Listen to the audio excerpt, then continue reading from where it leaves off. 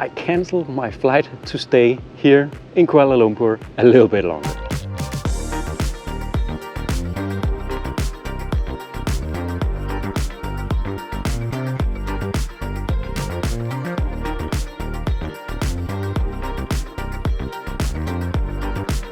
Welcome to Kuala Lumpur in Malaysia. Now, the things that I've always heard about Kuala Lumpur is that it is really a place to get luxury on a budget, and that it's one of the most underrated cities in all of Asia, maybe even in the whole world. And I want to find out if that's true. Well, at least my first impressions of the city, as in this video we'll get an initial sense of what Kuala Lumpur is all about and what it has to offer.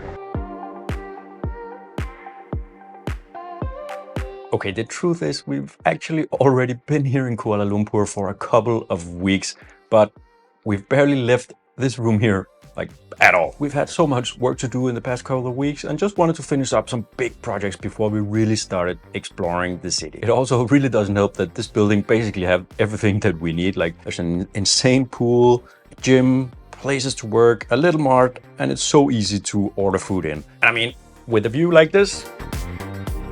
But we'll have a quick look around this place a little bit later, because safe to say we are getting a bit crazy of just being inside. So now it's time to go. Hey, we're now at the aptly named River of Life. There are so many huge fish actually in the river, and a little, what is it, monitor lizard? Yeah. Monitor lizard just chilling on the side, and also a dead fish and a dead bird over on the opposite side. But these fish are really huge actually, and it's kind of fun to just stand up here and watch them eat. Also, this building right here on the opposite side of the river here is actually really cool. Just full graffiti building, and it already seems like there's a lot of graffiti here in Kuala Lumpur, and I really didn't expect that. I wouldn't really usually connect a huge metropolitan city in Asia with being like a home to a lot of cool graffiti, but hey, here we go. And going like for a little walk, a little stroll along the river here is actually really nice. A lot of it is in shade because it is incredibly hot today, like 35 degrees and just full sun. Just being able to get a little bit of shade is very helpful. But it's very cool because also right next to it here is this place called Meraka Square, I think. And this building here is really cool and like a very, I guess, colonial style old building here. It's really beautiful. I mean, with all the greenery around it, it just looks so nice.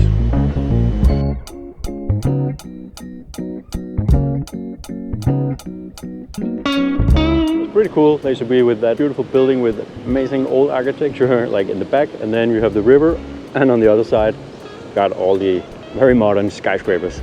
So this is a pretty cool place to go. So from here we actually get a pretty great view of the, I think it's called Meraka 118, that building right there, which is the second tallest building in the world. And I think it's opening this year, like they're just finishing up the construction of it, so, but it's really cool. It really is enormous.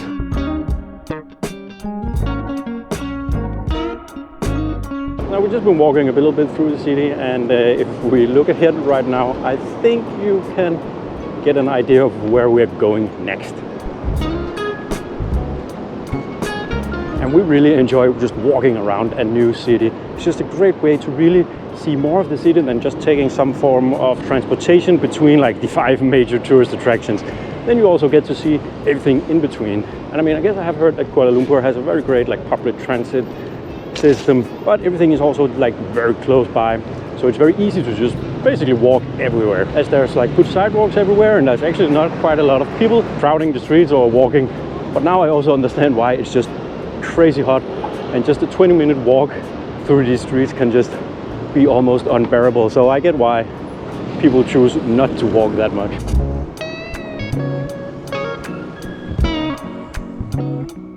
I mean, it is pretty impressive with these buildings. Like where we're from, there's basically no such thing as skyscrapers, so being kind of surrounded by them here is pretty surreal. And the architecture is, I mean, it's really beautiful. I really like it. Especially this Petronas Towers here. It's probably the prettiest of all of the buildings we have seen so far. And of course, as any F1 watcher would know, Petronas is a sponsor for the Mercedes team. And these two buildings are built as the headquarters for the Petronas company, which is an oil and gas company here in Malaysia. I think it's probably the state-owned oil and gas company, and they are one of the biggest companies in the world actually. Like when you really get up close to these insane buildings, you really get a sense of just how big they are. I mean, just standing down here looking up, they are really, really tall. But one thing I've really noticed so far is, I mean, even we've already been some pretty touristy spots, and I mean, there are a lot of tourists here in Kuala Lumpur, but it never really feels like super crowded, that there is like a lot of people very close to each other. I think a lot of the touristy stuff is kind of spread out throughout the city, and even here in this park here with the Petronas Towers, it's quite big and there's a lot of space. So I really like that there's, you know, it doesn't feel congested or crowded, even though there probably are quite a lot of tourists here. Yeah, I think this is KLCC Park. Looks like a swimming pool for your kids over there. Want to get in? Yeah. Like around the backside of the park here, there's literally no people walking around here. So if you want some peace and quiet, but still be in the middle of everything, yeah, head to the backside of this park. You can still see the Petronas Towers here in the back, but it is still really hot outside and we want to go inside somewhere to get some aircon. But we don't really want to check out some of those huge malls right now. But we did just see that there should be like a huge aquarium, I guess it's called. Huge aquarium right around the corner, so why not go ahead and have a look at the Kuala Lumpur Aquarium. Okay, we found the entrance to the aquarium here, somewhere on the ground. I know. You have a ticket? I know. So buy ticket at the counter, left side. Left side, okay. Yeah. Thank you. Okay, take photo first. Sorry? Take photo. Take a photo first. It's okay. Thank you, sir. We are in. Well, it was 75 ringgit per person to enter, for foreigners at least. It's a bit cheaper if you are a local.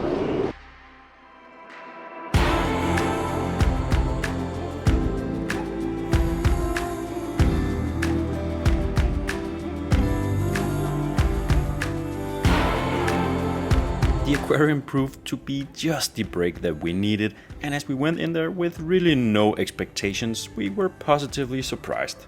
There were a lot of different and unique animals to keep us engaged and entertained for a little while. One thing that was also a little bit surprising was the amount of adult guests who like go around and knock on the glass over and over again to get all the animals' attention, and also who put their hands inside the tanks to try and touch all the fish.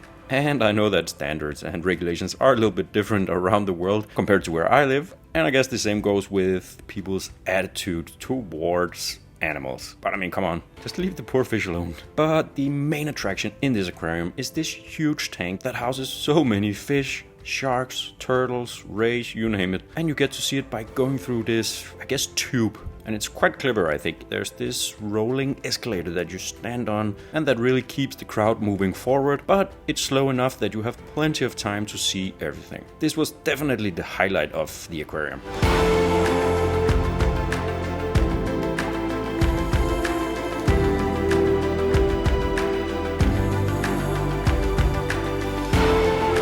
It's actually a pretty decent aquarium. I really like the tunnel. Of course, that's probably the main attraction there, but yeah, it was really nice. We spent maybe an hour and a half in there.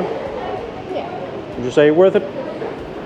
I would. Worth it. Now we're in this walkway, I guess, that's like right next to the aquarium actually. We're going to head towards, I think it's called Jalan Alor. Probably a very famous street for food, street food. Okay, 1, 2.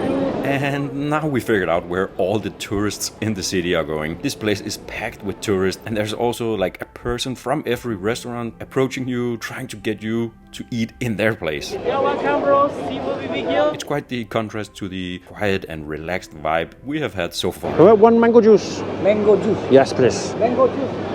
Thank you. But we found ourselves some rice, some soup, which tasted great, and then we headed back to the hotel. Alright, it is the next day now. Well, actually, it's a few days later. We had some really bad rain, so we just did nothing for a few days. But now the weather's nice, so we're out again. And today, we're first gonna explore Chinatown.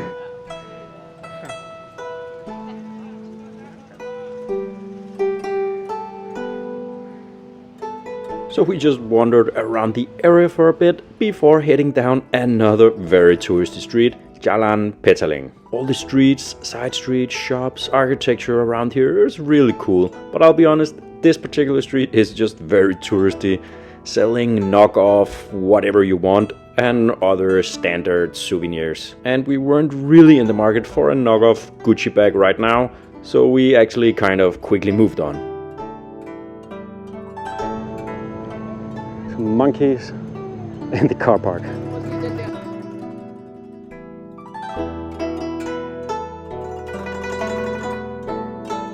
But we are on the way to some kind of park or botanical garden or something. I'm actually not quite sure even what it's called. We've both run out of data on our phones, so we are kind of running a little bit blind. But I think we managed to find the place. I'll put up the name on the screen when I get back. But we're just like on the outskirts now, and it's already very jungle vibes out here.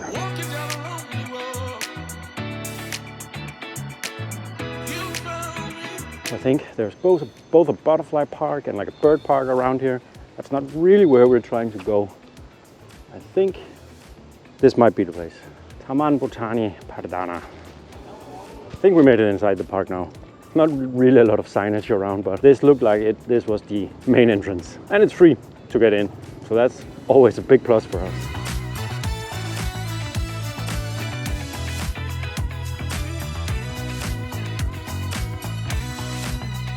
I mean, it is really cool, like just having basically a rainforest here in the middle of the city. And I guess that's one thing that makes Kuala Lumpur kind of special and kind of unique, is having that nature just all around. Both with these kind of parks here, but also just kind of smaller pockets throughout the city. Just a lot of greenery everywhere. I really like that. But this park is, I will say, it is really weird. Like, it's massive, and I'm not really sure like what there is to see and do. And some of the signage is not here in English, only some of it is. So we're just kind of been wandering a bit lost, and it is insanely hot just walking around here. But on the flip side, there are like no other people. We've seen like one person since we entered this whole park. So if you want some peace and quiet in Kuala Lumpur, this might be a good spot for you to come. So me and Sally came to Kuala Lumpur. We flew in from Bali, and actually the plan was to return back to Bali for a little bit. But after staying in Kuala Lumpur here for just a little while, we pretty much agreed, no, we're just gonna stay put. We canceled our flight ticket back to Bali and just to stay here a bit longer. Because for what we're looking for right now, Kuala Lumpur seems just perfect. Like, we're doing a lot of work, for example, and this place is like perfect for a digital nomad type, because there's all the amenities, super fast Wi-Fi, good food, good accommodation, very good prices, and a lot of activities to do. So it's really been perfect for that mix of a lot of work with some very nice experiences and great food. And I think we also just wanted to do a little bit something different. We have stayed now over the past couple of years. We have spent a lot of time in Bali and gotten like really comfortable in Bali. It is an amazing place, but you know, sometimes you gotta try out some new stuff. And I think that is quite an important point of what I'm trying to say here. Like, we're not just here as tourists. We are kind of, you know, staying here for a little while longer and just working and having a little bit of a daily routine. So the point, Kuala Lumpur is a really awesome place to, well, be staying for longer term, to live and to work. And speaking of a nice place to stay, I just quickly want to show you where we're staying, because of course that is a big part of it, especially when we're staying longer term, and also because we work a lot, so we stay in here quite a lot. And we actually just moved to another apartment in the same building, but they're pretty much exactly the same. But this place is called Ceylon Suites, I think. And this is the apartment. And here's Sally. So I mean, it's a pretty standard, decent size apartment, but we got everything we need. Nice bed, desk, and of course, a pretty nice view. And we have pretty decent storage space and pretty large kitchen, which we of course have barely used. And I'll just quickly show the bathroom. It's fine. It's pretty nice. But I think we are paying like $25 or $30 around that per night staying here. And of course, if you stay longer, there's like a discount for longer term stays. But the reason we decided to stay here was more than just having a good apartment at a decent price.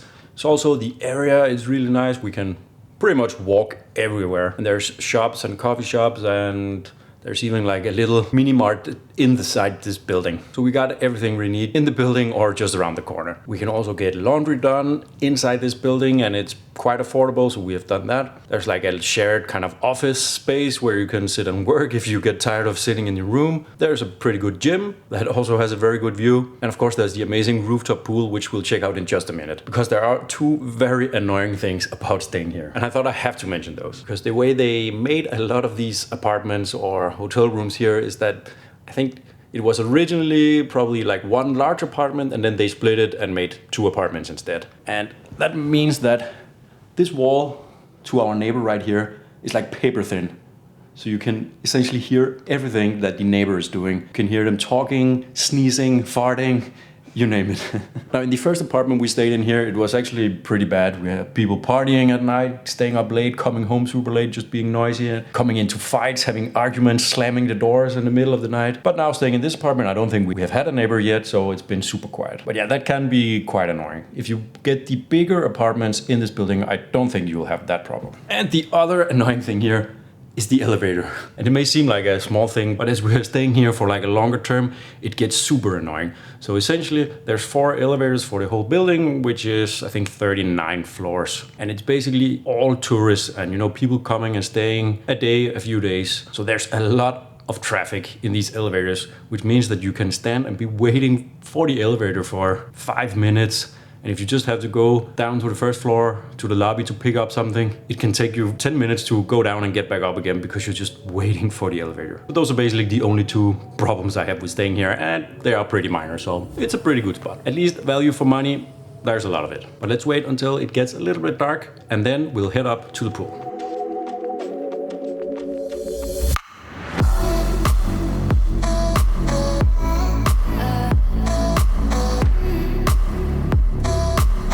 This is a fantastic selling point that this accommodation has. The pool is very large and the view from here is just stunning. One thing that is really annoying though, they only have like 3 sunbeds up here, so you can't really hang out up here at all. You basically have to drop your things on the floor and get in the pool and then you leave. Now there are some tables down here in the end, but they belong to the bar, so if you want to sit, you have to spend money.